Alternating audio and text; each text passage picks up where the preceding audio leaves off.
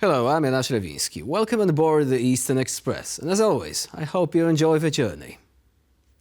In this episode, we're talking about Kyrgyzstan, a country that's seemingly trying to out-Russia in politics while playing footsie under the table with China economically. Imagine that! It's like watching someone trying to go on a diet by only eating salads for dinner, but then secretly scarfing down cake at midnight. Kyrgyzstan is the geopolitical equivalent of a teenager rebelling against its parents by refusing to clean their room because they are too busy trading Pokemon cards with the neighbor. In this metaphor, Russia is the disappointed parent, China is the neighbor, and the Pokemon cards are investments and trade deals. Let's take a look at our report to find out more, in particular, whether that particular Pokemon card is more of a Mewtwo or a Weedle. The people of Kyrgyzstan have a well-earned reputation for protests and street democracy. But growing authoritarianism in the country is rubbing up against a proud tradition of people power. Since the breakup of the Soviet Union in the early 90s, its citizens have ousted presidents who attempt to overstay their welcome or engage in corruption. Between 2005 and 2020, the country experienced 5 presidential transitions, 3 as a result of popular protests and 2 via the ballot box. Kyrgyzstan's current president, Sadir Japarov, helped lead mass demonstrations in 2012 against the then president.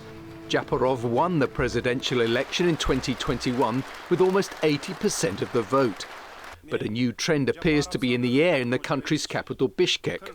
In contrast to how he's viewed in some other former Soviet states, Russian President Vladimir Putin is popular among Kyrgyz, and his strongman style appears to be influencing the country's rulers. Efforts were reportedly made to stifle the threat of protests in Bishkek last year when Putin made his first foreign trip after the International Criminal Court issued a warrant for his arrest. In a move straight out of Putin's playbook, bills were introduced in October that would curtail freedom of expression and empower the government to prosecute or shut down organizations it identifies as being foreign representatives. In January, security forces raided the offices of a news outlet and questioned its editors. In recent weeks, legislation has been advanced to extend government authority and crack down on dissent. Japarov has accused the US and United Nations of Western meddling after they criticised his creeping crackdown on freedoms. The populist appears to be making a calculated bet by cozying up to Russia. Time will tell, though, whether his moves will maintain a grip on power or spark the ire of his subjects who have a history in ejecting leaders they dislike. And now, as always, it's time to examine the issue in greater detail. So, let's begin. Let's talk about Kyrgyzstan's love-hate relationship with Russia. They're adopting Russia's greatest hits in governance, the Foreign Agents Law. At this point, much like its Russian counterpart, might as well come with its own dance challenge called the Crackdown Slide. Kyrgyz President Sadir Japarov recently signed a law eerily similar to Russia's, requiring organizations receiving foreign funding to register as foreign agents. Japarov claims this won't lead to any sort of persecution. No, not at all. We're completely reassured by this. Or are we? Much like saying, I'm installing these cameras in your bedroom for your safety and then expecting people to sleep soundly, this is not likely to go down well with the society and the international public opinion at all. But while Kyrgyzstan plays copycat with Russia's authoritarian playbook, economically, it's sliding into China's DMs. China has overtaken Russia as Kyrgyzstan's sugar daddy in terms of investments, pouring in a cool $220 million last year. That's almost 28% of Kyrgyzstan's FDI, with Russia trailing behind. It seems Kyrgyzstan has decided that while Russian politics might be worth emulating, it's Chinese money that buys the nicer toys. Manufacturing and mining are where it's at, attracting the bulk of foreign investments. And just this year, a Chinese company signed a deal to develop a Kyrgyz coal field, because nothing says long-term investment quite like coal mining in 2024. Meanwhile, in the realm of trade, China has also surpassed Russia as Kyrgyzstan's top partner. And this is despite Kyrgyzstan being part of the Eurasian Economic Union. Interestingly enough, since the Russian invasion of Ukraine started, Kyrgyzstan has been like the Silk Road for sanction-busting goods heading to Russia. But since recently, it seems Kyrgyzstan is getting cold feet, worried about secondary sanctions. It's like Kyrgyzstan has been helping Russia cheat on its diet by smuggling in forbidden snacks, but is now worried about getting caught by the health coach. Kyrgyzstan, in a balancing act worthy of a circus, is flirting with authoritarianism on one side and diving into the economic embrace of China on the other. It's a tale of geopolitical strategy, economic pragmatism, and the universal truth that everyone loves a good investment, especially if it's not from your overbearing neighbor. And now, here to shed more light on the issue is our guest today, Bruce Pannier from Radio Free Europe, Radio Liberty. Hello and welcome to Eastern Express. Thank you. Pleasure to be here. So what does Kyrgyzstan's current position, current stance, if you will, tell us about the general dilemmas of Central Asia? Would you say that it is really the case of Russia losing its influence? Or is it more of a case of Kyrgyzstan really hoping to change its situation, but not really being fully able to do that just yet? Well, Kyrgyzstan is kind of in an odd situation right now. It was once the Western darling of Central Asia. They pointed at it as being ahead of the other countries in terms of democracy. Certainly, they have a vibrant civil society, independent media, very vocal opposition in politics. It's changed over the last 3 years since they have the president, Sadir Japarov, has been in power since, technically since October 2020, but he was elected in January 2021. They're having some problems. They're trying to maintain their independence as much as possible. Obviously, they're bordered China, long border with China, and they're still very tied to Russia in a lot of ways too. In fact, some of the recent law, or at least one recent law that they just passed, very much resembles Russia's law on foreign agents. So they're about to have to require a bunch of non-governmental organizations, other organizations, to re-register with the government, and they're afraid that some of them might end up being closed. It certainly has been something of a trend recently. I mean, Georgia has a similar problem. The government has recently revived similar legislation following a year-long hiatus, really. They were trying to consider how to do that once again. They introduced some sort of basic changes, and now this piece of legislation is back. What do you think are we seeing this sort of wave of legislation of this kind all across the region, one could say? Do you think that this is some sort of concerted effort, i.e. Russia making some subtle suggestions that if you want to be on good terms with us, you should perhaps think about something like this, because this is going to make it easier to ensure convergence, so to say, when it comes to certain basic principles as to freedom of speech or lack thereof in practice?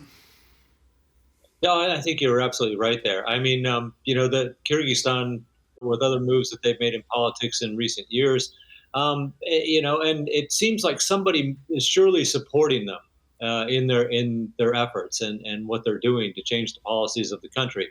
One would imagine that this is Russia and probably also China, who are giving the message that we want you to stay in power. We have good relations with your government, and we want you to take steps to ensure that there is stability in your country. There aren't, in Kyrgyzstan's case, there was 3 revolutions since 2005. So I'm sure that that's something that both Moscow and Beijing are telling the Kyrgyz government. We don't want to see that happen again. It's too disruptive. It sends a bad message to other countries, certainly in the region, other countries within the CIS.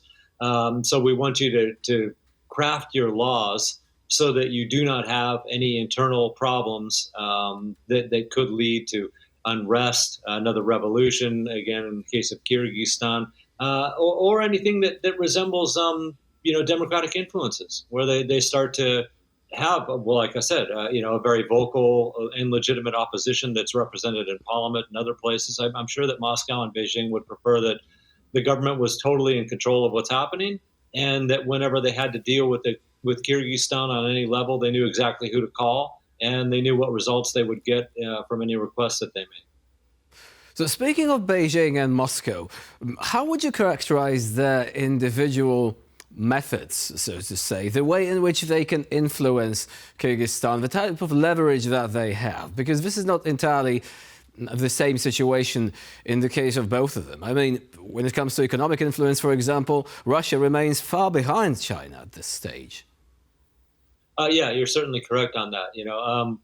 One, I would point out that Russia has a military base in Kyrgyzstan. It's technically the Collective Security Treaty Organization's base, but it's manned almost entirely by Russian troops. So there's that aspect to it, and that is still looked upon as the guarantor of security in Kyrgyzstan if there's any huge problems. So they have that card they can always play. Russia is not economically as powerful in Kyrgyzstan as China is, but I would also I need to mention that Gazprom bought Kyrgyz gas 10 years ago. And so Russia is actually running Kyrgyzstan's natural gas network. So they do have that. They're also the main supplier of petroleum products to Kyrgyzstan. So that's something that Kyrgyzstan has to take into consideration also. Now, you're quite right in pointing out that China is, of course, the leading financier, investor in Kyrgyzstan. Some 40% of Kyrgyzstan's external debt is owed to China and Chinese banks. So this is obviously something that China uses to influence policies in Kyrgyzstan and remind Kyrgyzstan to stay as close to Beijing's policy line when it comes to matters like in Xinjiang or questions about reunification of Taiwan with China.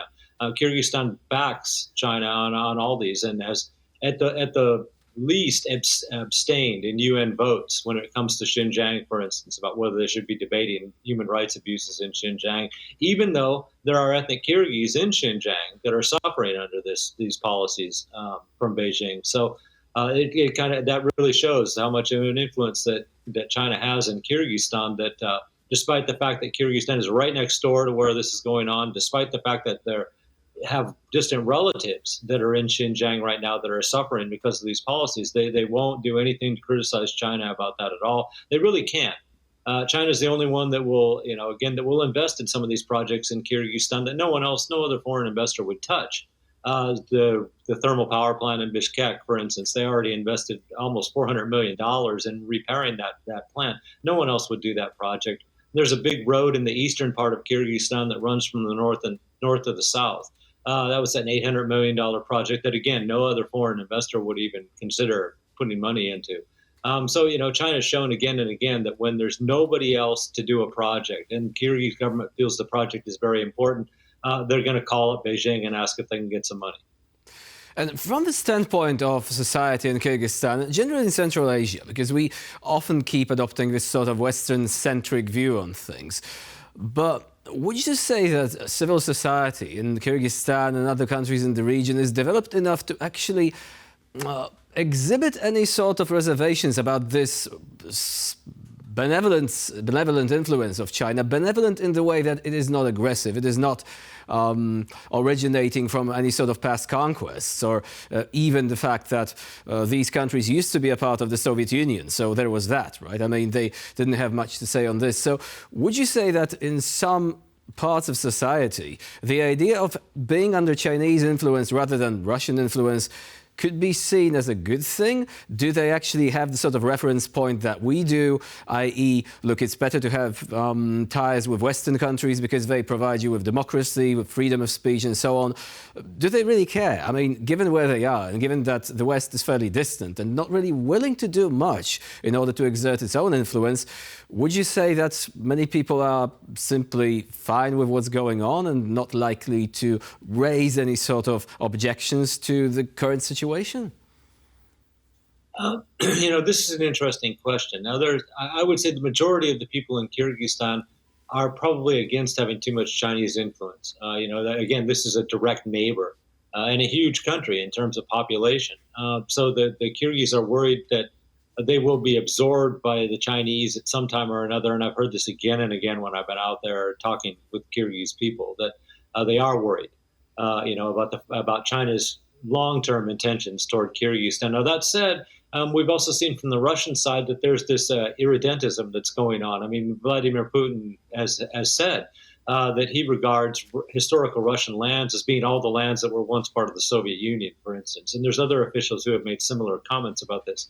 So for the people in Kyrgyzstan who would like to keep their independence and make sure that Moscow doesn't take them over again, it's also reassuring at the same time that Beijing will speak about, helping to protect Kyrgyzstan's sovereignty and territorial integrity. So they're trying to do a balancing act and play the two off against each other, but they're really afraid of both of them. It's unfortunate that they don't really have a viable third option, although they're always looking, and that's true of all the Central Asian states. Turkey is one country I would name that they would much prefer to have great relations with a very strong Turkey than be dependent upon Moscow or Beijing at this particular point. But to the best of their ability, they are trying to use both China and Russia to compete against each other to make sure that Kyrgyzstan comes out independent and intact in the end. Again, they certainly appreciate the money that they get from China. No one else would spend that kind of money. But there are people in Kyrgyzstan, again, the majority of people that are very, very worried about what China is thinking. In a situation that could be described as being between a rock and a hard place, but it certainly doesn't help that if they look westwards, they look at Ukraine, theoretically. Ukraine has friends in the West, but especially after today's attacks, they might be wondering how much is this friendship actually worth in the long run? And this is not a good signal, especially to countries such as Kyrgyzstan, which are still thinking where to actually lead the steps in the broader context of things. Bruce Pannier was our guest today here on TVP World. Thank you very much for joining us and for sharing your insight. Thank you very much. And now we're moving on to Eastern Newsflash, bringing you all the other stories from the East that you really don't want to miss. Russia has reportedly reached a humiliating milestone in its war with Ukraine by exceeding 450,000 losses since launching its invasion in February 2022. The news comes as the Kremlin launches a fresh drive for 400,000 new recruits to beef up its depleted ranks. Ukraine's front line at Chasiv Yar in the Donetsk region as Russia continues to hurl troops forward in its meat grinder method of warfare at huge human cost. And it's here in places like Ryazan in Russia that families are counting the cost of Moscow's invasion. The General Staff of Ukraine's armed forces reports that Russian losses have now exceeded 450,000 since President Putin launched the war in February 2022.